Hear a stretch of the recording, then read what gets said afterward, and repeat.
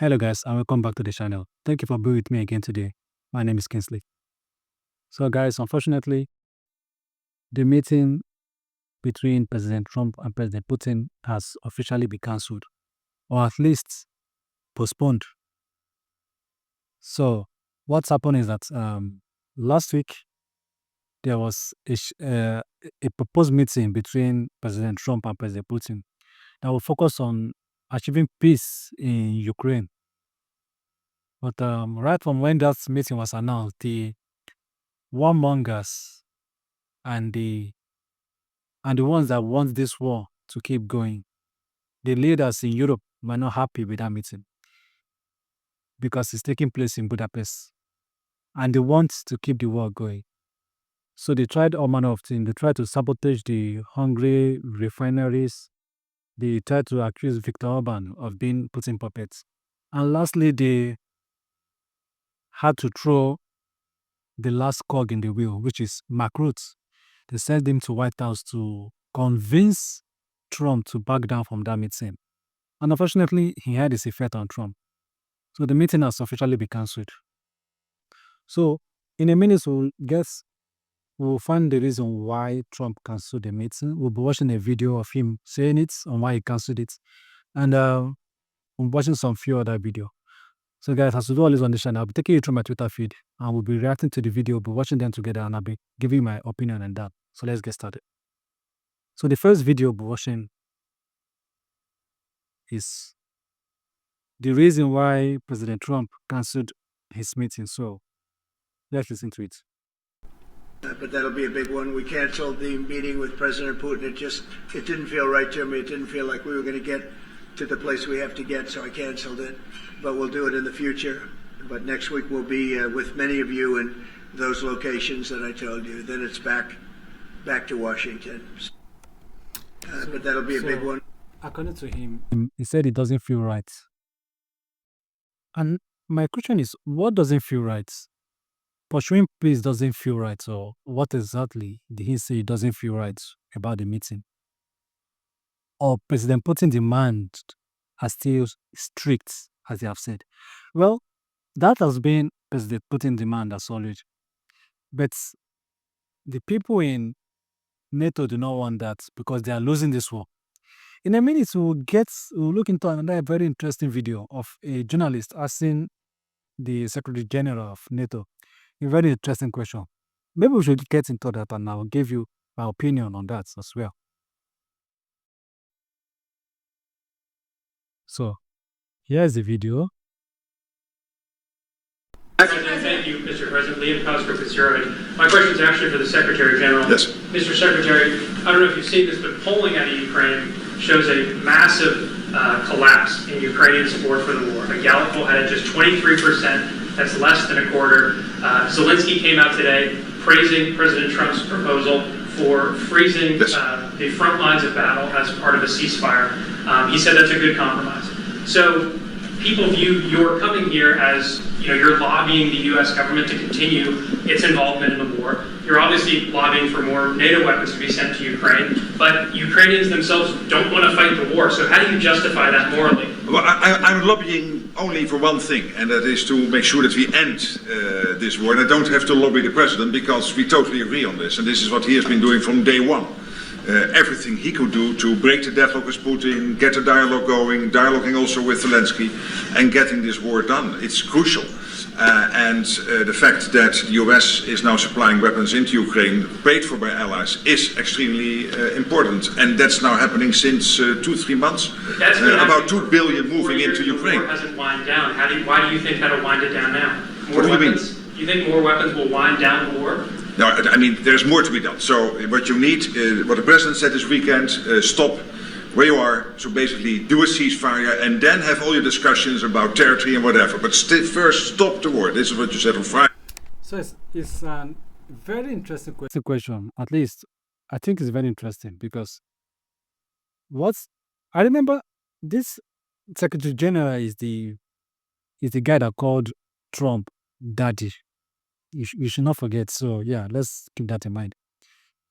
So first of all, look at the way he sits. I mean, like a man, you sit and you cross your leg. Like Anyway, so the question the guy asking was, there's a poll conducted in Ukraine that 23% of them are no longer interested in um, only 23% of them want to fight.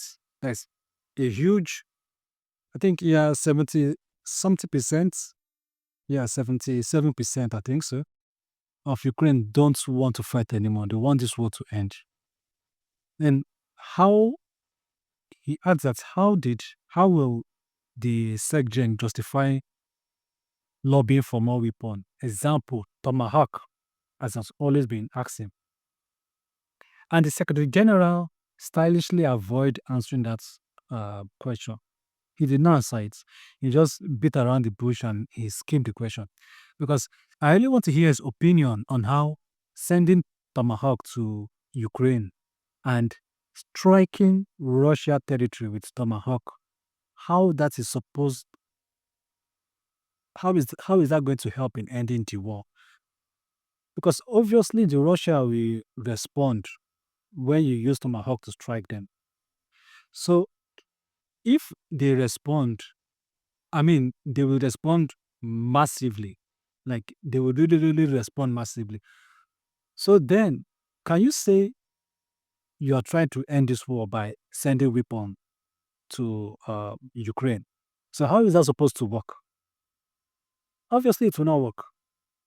And then he talked about them stopping the fights at the current line, that is at the front line, that is a complete ceasefire. Well, it will not work. Why? Because the Russia are winning. And remember in the early years of this war, when the Ukraine think they have the upper hand on the battlefield, the Russia actually asked for a ceasefire. The Ukraine denied. The Western denies. So now that Ukraine is losing badly, and there's about 3 territory that's about to fall to Russia. Maybe in our next video, I'll discuss that in depth for you guys. So, because the losses that the Ukraine are having now is massive. I mean, you see the exchange of bodies today. It was 1,000 given to the Ukraine and about 30 something that the Russia received. And because of all these losses, they want to pause the war. Remember that this ceasefire that they all want now is a pause in the war. It's not an end.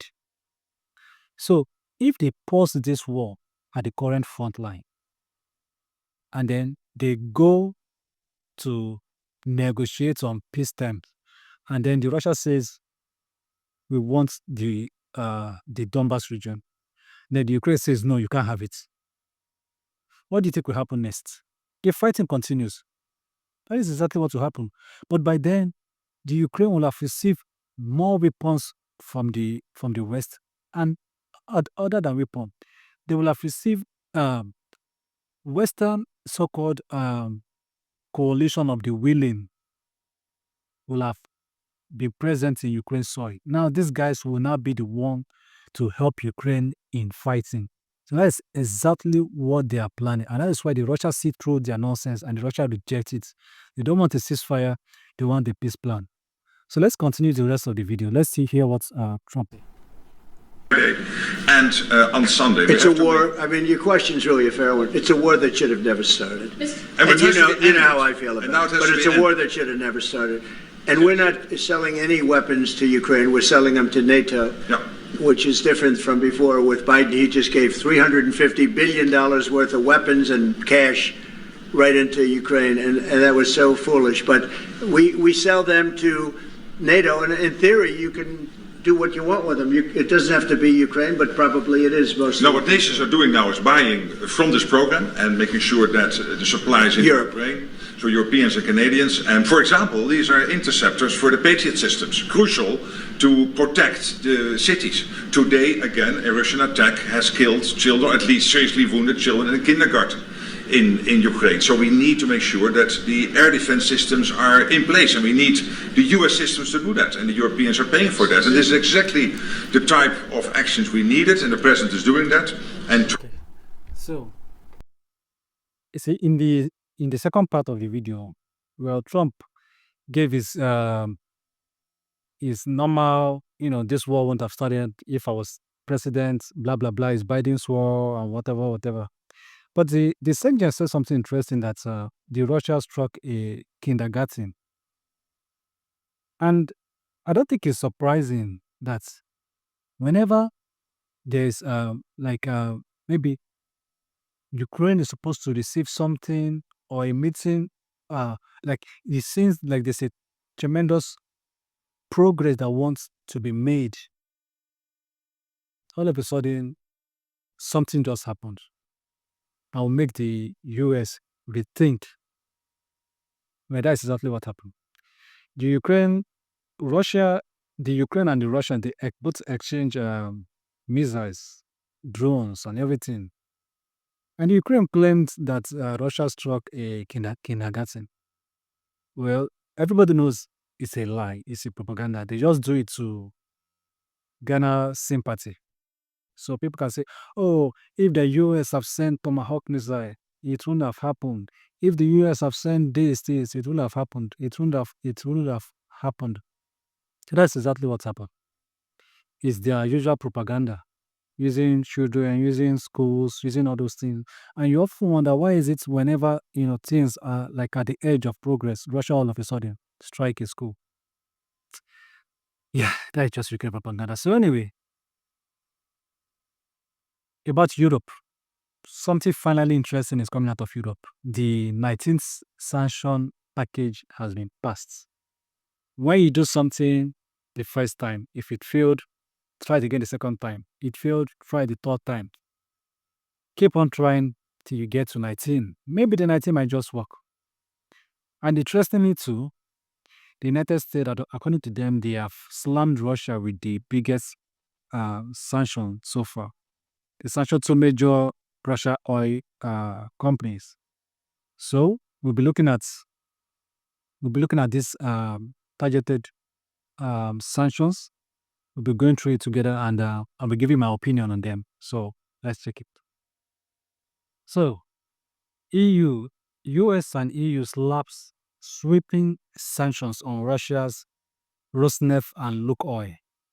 The United States imposed sanctions on October 22, targeting Russia oil giants Rosneft and Lukoil, freezing their US-based assets.